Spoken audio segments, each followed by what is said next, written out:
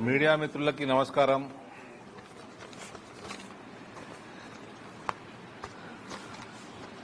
ముఖ్యమంత్రి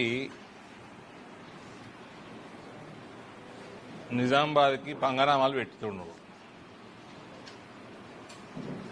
outer ring రోడే కాదు, చాలా విషయాలలో పంగనామాలు పెడుతున్నాడు.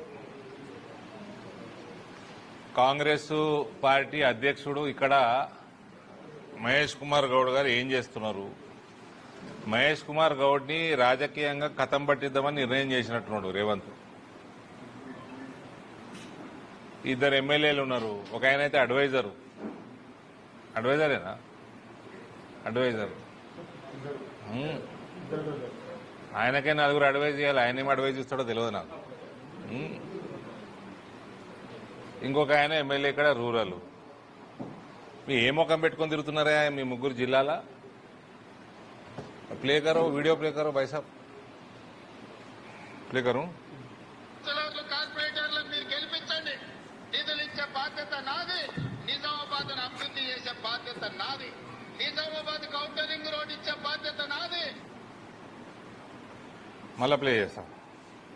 కార్పొరేటర్లను మీరు గెలిపించండి. నిధులు ఇచ్చే బాధ్యత నాది. నిజామాబాద్ అభివృద్ధి చేసే బాధ్యత నాది. నిజామాబాద్ ఔటర్ రోడ్ ఇచ్చే బాధ్యత నాది.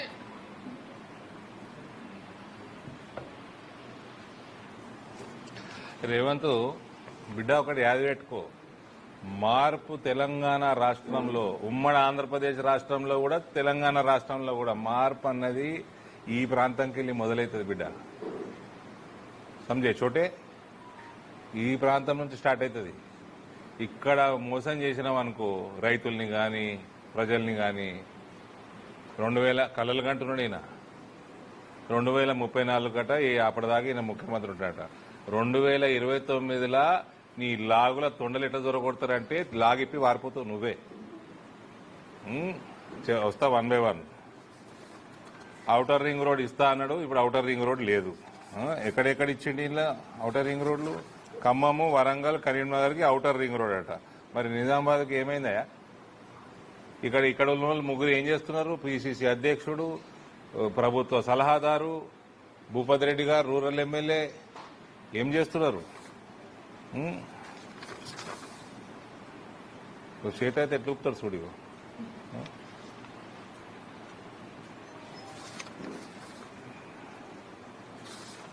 అసలు ఈయనకు స్టేచర్ లేదు, మన లేదు, ముఖ్యమంత్రి స్థాయికి పనికిరాడు.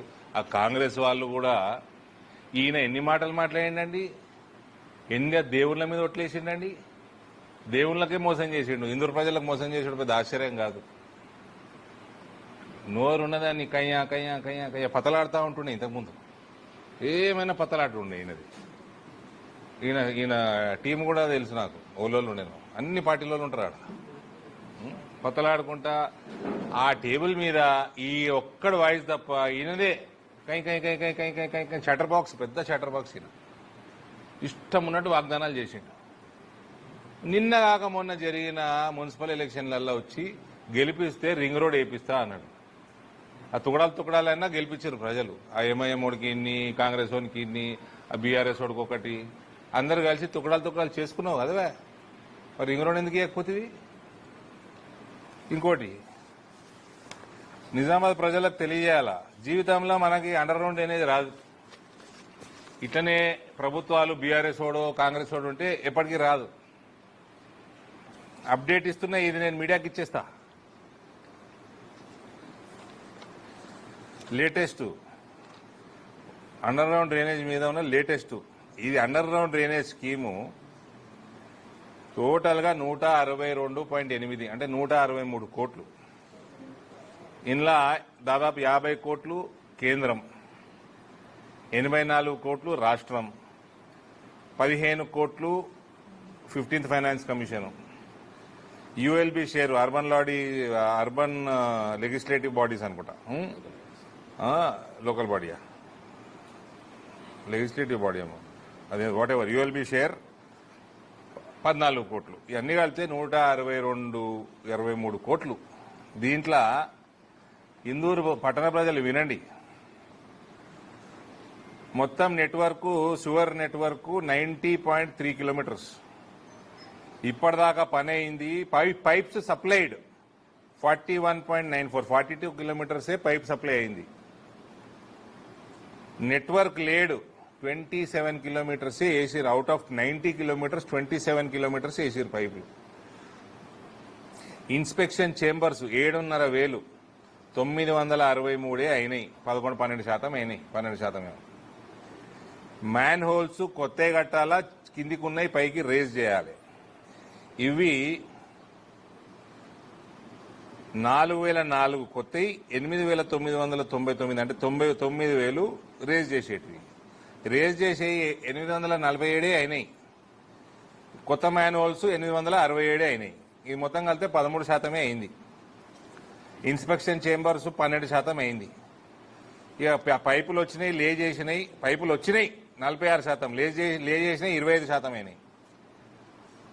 హౌస్ సర్వీస్ కనెక్షన్ 45,000, 3,499 అయినాయి. 8% కూడా కాలే.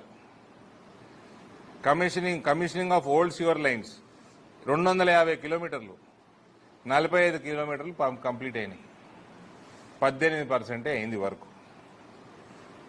Total of sewer network, STPs and pump houses అన్ని ఇన్ ప్రోగ్రెస్ అని రాసేసారు. కలిపి ఏడ మొదలైనయా కాలేదా దాని డీటెయిల్స్ కూడా వేయలేదు. ఓవరాల్ ప్రోగ్రెస్ 25% కూడా కాలేదండి. అండర్ గ్రౌండ్ డ్రైనేజ్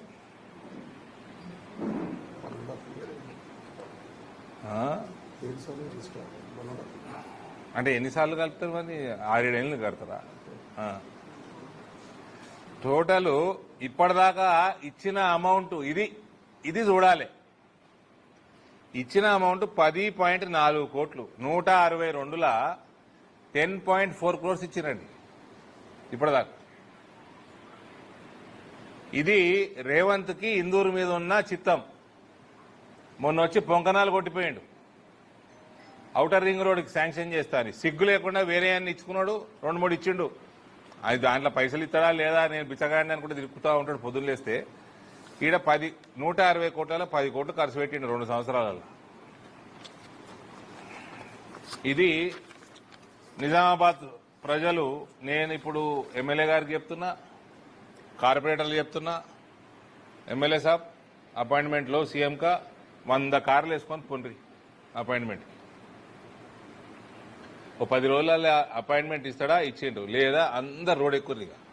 రూరల్ వాళ్ళు, అర్బన్ వాళ్ళు. ఔటర్ రింగ్ రోడ్ రూరల్కు ఎక్కువ ఉంటుంది. అంతేనా? ఎవరు డిస్టర్బ్ చేయనీకు, డోర్ తీయకు. రూరల్ అర్బన్ కలిసి ఇక రోడ్ ఎక్కువ మొదలుపెట్టాడు. ఎమ్మెల్యేలకి సురుకు తలగాలి. ఈడ కాంగ్రెస్ ఎమ్మెల్యేలకి ఈ జిల్లాలో అడ్వైజర్, పిసిసి ప్రెసిడెంట్కి ఎక్కువ తలగాలి.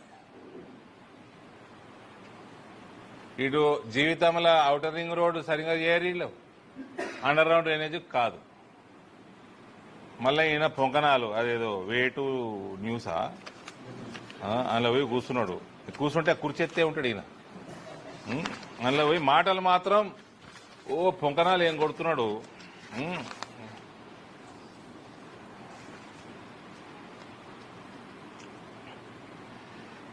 రాహుల్ గాంధీ 2039 దాకా ప్రధానమంత్రి కాదని చెప్పేసాడు ముఖ్యమంత్రి. 2039 దాకా ప్రధానమంత్రి కాడు రాహుల్ గాంధీ అని ఆయన ఒప్పేసుకున్నాడు. 2034 దాకాట ఈయన ముఖ్యమంత్రి ఉంటాడట. ఆ తర్వాత ఈయన నేషనల్ పాలిటిక్స్లకు పోయి అప్పుడు రాహుల్ గాంధీని ప్రధానమంత్రి చేస్తారట. గాంధీలు ఏం పిచ్చోలవే మీరు. ఈయననే స్కెచ్ చేసుకుంటుండు ప్రధానమంత్రికి. పైసలు బాగా సంపాదించేసి ఈయన స్కెచ్ చేసుకుంటుండు. బాగా 10 ఏళ్ళు సంపాదించేట తెలంగాణ లూటీ చేసి ఆ కేరళ కేసీ వేణుగోపాల్ ముఖ్యమంత్రి చేద్దామని వేయండు. అందరు కలిసి లూటీ చేద్దామని వీళ్ళంతా లూటేరాలు కాళ్ళు. మా ఆడ వేరే ఆయన చేశారు ముఖ్యమంత్రి. కానీ కేసీ వేణుగోపాల్ కోసం వేయండు. పొట్టి టింగ్ టింగ్ టింగ్ టింగ్ అని వేయండు కేరళకి. పైసలు పెట్టిండు, ఆడ ఛానల్ పెట్టిండు, ఏదేదో చేసిండు. లోట పీస్ అయింది. ఆడ ఇంకొక ఆయన సతీష్ అని ముఖ్యమంత్రి చేసి అయిందా. ఒకటి 2039 దాకా రాహుల్ గాంధీ అనేటోడు ముఖ్యమంత్రి కాడంటే రేవంత్ 10 సంవత్సరాలు ఇంకా భారతీయ జనతా పార్టీ ప్రభుత్వం ఉంటుంది కేంద్రంలో 2039 దాకా అని ఒప్పుకోవడం జరిగింది. 2039లో కూడా రాహుల్ గాంధీ ప్రధానమంత్రి కావాలంటే రేవంతే హెల్ప్ చేయాలన్నట, లేకపోతే అప్పుడు కూడా కాడట. ఇక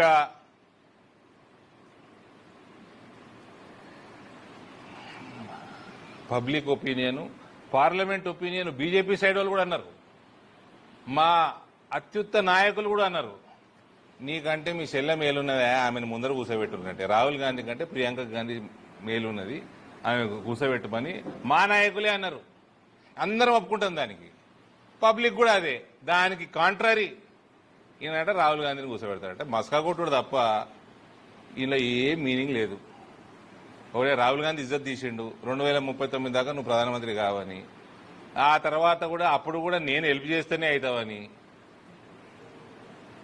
ప్రియాంక గాంధీకి ఈయన మోసం చేస్తా ఉన్నాడు.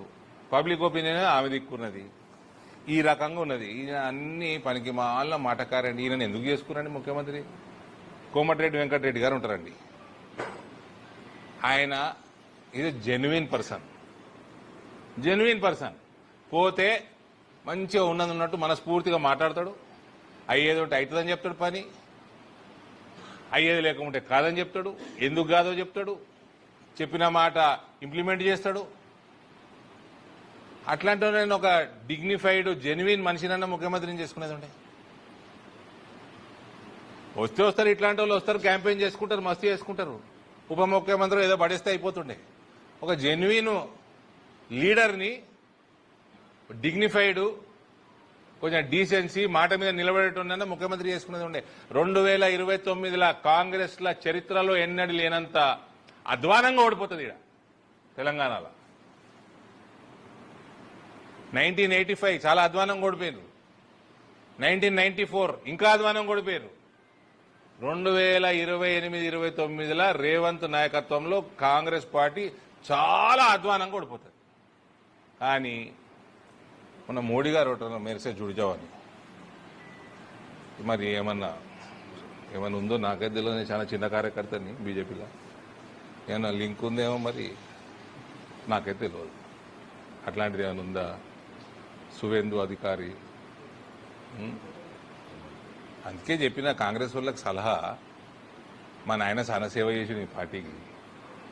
జెన్యున్గా కోమటిరెడ్డి వెంకటరెడ్డి లాంటి వాళ్ళు, శ్రీధర్ బాబు లాంటి వాళ్ళు మాట మీద ఉండి జీవితాంతం కాంగ్రెస్ పార్టీలో ఉండి గసంటోళ్ళని చేసుకున్నా సరే, ఈయనకి ఏదో పడేస్తే అయిపో మంత్రి పదవి. ఎప్పుడు జారుకుంటాడో తెలియదు. ఇక Revanth Reddy claims that he got the 3 bullet train corridors to Telangana అన్నాడా? మొన్న ఆయననే తెచ్చిండని బుల్లెట్ ట్రైన్ కారిడోర్స్ చెప్తే ఈయనండి, ఇది highlight joke. The Modi government brought national policy called the National Rail Plan. The first draft of the National Rail Plan was released in 2020 and the final report was released in 2021. It mentions the government's plans to develop 7 high-speed rail corridors, out of which 3 are connected to Hyderabad. 2020 start అయింది, 2021 report complete అయింది. ఈయన లోటపి ఏడున్నాడు. ఈయన అప్పుడు దుబ్బాకల deposit వీకింది, జిహెచ్ఎంసీలో deposit వీకింది, హుజురాబాద్లో deposit వీకి ఈయననే ఏడున్నాడో గాయబుండే మనిషి. ఈయనట rail corridor తెచ్చినట. ఈయన rail corridor spelling అడగాలి. Journalist చెప్తున్నా, ఇట్లాంటి మంచి టాపిక్లు వచ్చినప్పుడు రైల్ కారిడోర్ స్పెల్లింగ్ అన్న తెలుసా అని అడగాలి. ఈయనకి ఏం సంబంధం అండి? 2021 అయిపోయింది ప్రణాళిక. ఇప్పుడు వచ్చినాయి అవన్నీ. Pune to Hyderabad, Hyderabad to Bengaluru, Hyderabad to Chennai. ఇంకోటి రేవంత్ దీంట్లో అంట్లా చదువు సంధ్య ఉంటుంది, రీసెర్చ్ ఉంటుంది, అది తమరికి ఎక్కదు. అది మూసి ప్రక్షాళన చేస్తావు, మరి కారిడోర్ చేస్తాను, అంత రీహాబ్ అందరికి ప్లాన్ చేసి నువ్వు కూలగొట్టుడు ఉన్నది కానీ ఒకటి కట్టింది లేదు. ఏడికి షిఫ్ట్ చేస్తావు కూలగొట్టిన ఇల్లు అన్ని ఉట్టి మాటలు, 4 రూపాయలు వేసుకపోవడు. ఇది the criteria for high speed rail corridors are as per ఇవి అన్ని రీసెర్చ్లు ఉంటాయి. City population of more than 10 lakhs, distance between city pair of cities ఎక్కడి నుంచి ఎక్కడికి, confine to distances between 300 to 700 kilometers, city GDP, high levels of congestion, passenger flow between both the cities, including AC rail and air trips.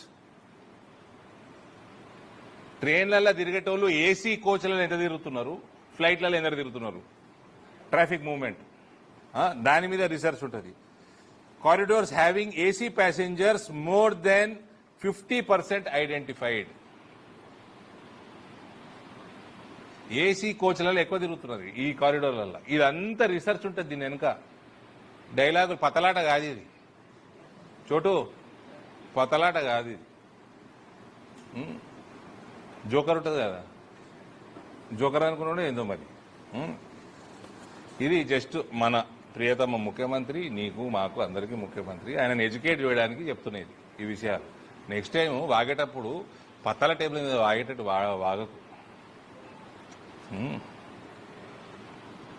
ఇంకో dialogue కొట్టినోటి, అందుకే doubt కూడా వస్తుంది నాకు మోదీ గారు మొన్న అన్న మాట మీద.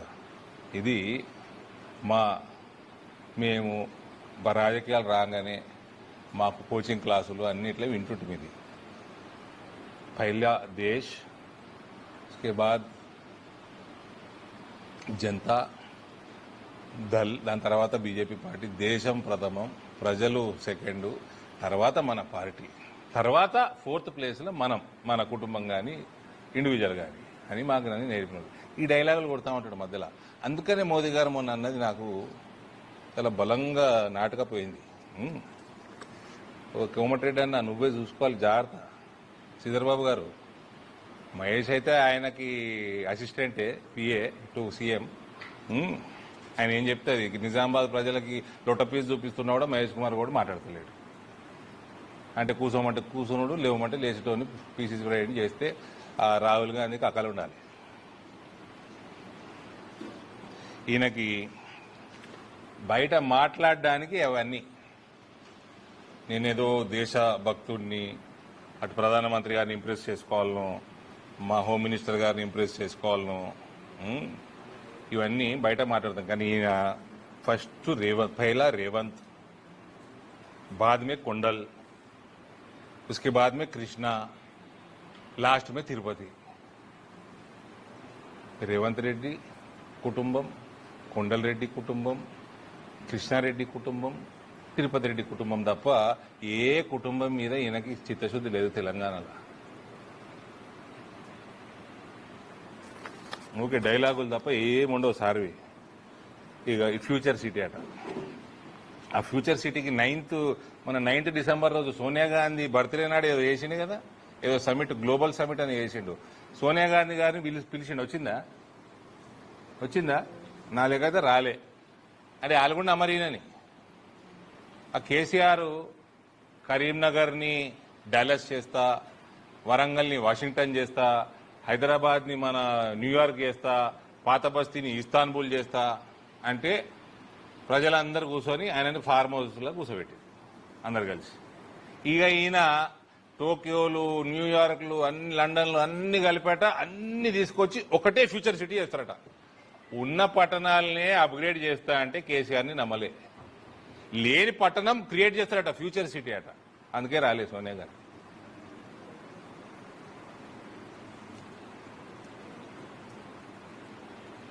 ఫ్యూచర్ సిటీ మీద ఈయన చేసిన రీసెర్చ్ ఏంది, ఫ్యూచర్ సిటీ ప్లానింగ్ కి ఉన్న ఏజెన్సీలేంది, ఎవరు, మీ దగ్గర ఎటువంటి ప్రణాళిక ఉంది, ఎన్ని సంవత్సరాలలో కడతారు, ఎంత బడ్జెట్, ఏం నుంచి తెస్తారు, ఇవన్నీ అడగరు జర్నలిస్టులు. ముఖ్యమంత్రి అని భయపడతాడా? ఈ ముఖ్యమంత్రి మీద పేరుకే ముఖ్యమంత్రి, గింతే కుర్చీ లేవేలే, కూర్చుంటే కుర్చీలో గాయపడతాడు ఈయన.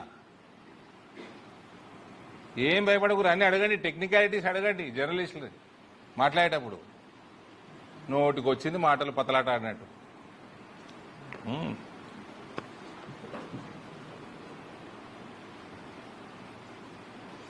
మన ఇందూరు పట్టణానికి వస్తే మాత్రం మహేష్ కుమార్ గౌడ్ రాజకీయ జీవితాన్ని క్లోజ్ చేసేటట్టున్నాడు.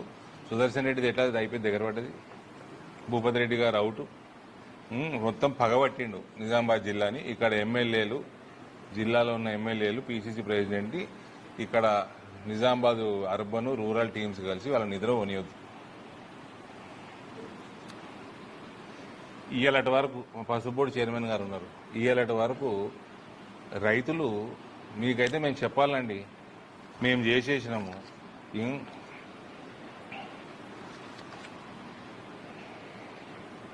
రేట్లు పెరిగేటట్టు మార్కెట్స్ లింక్ చేసినాము, ఎక్స్పోర్ట్స్ పెంచినాము, కిసాన్ రైలు పెట్టినాము ఎక్కడెక్కడ అవసరమో, లాజిస్టిక్స్లో బాగా వర్క్ చేసుకున్నాము.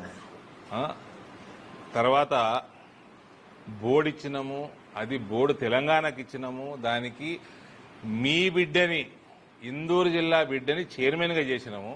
అవన్నీ కూడా నరేంద్ర మోడీ ఈ గడ్డ మీదకి వచ్చి చేసిపోయింది. ఇవాళ పసుపు బోర్డు కోసం కొట్లాడితే రైతులు చేసుకొస్తే అయిపోతుందేమో అనుకున్నాము. ఇవాళ దానికోసం జాగా కోసం కూడా కొట్లాడబడుతుంది.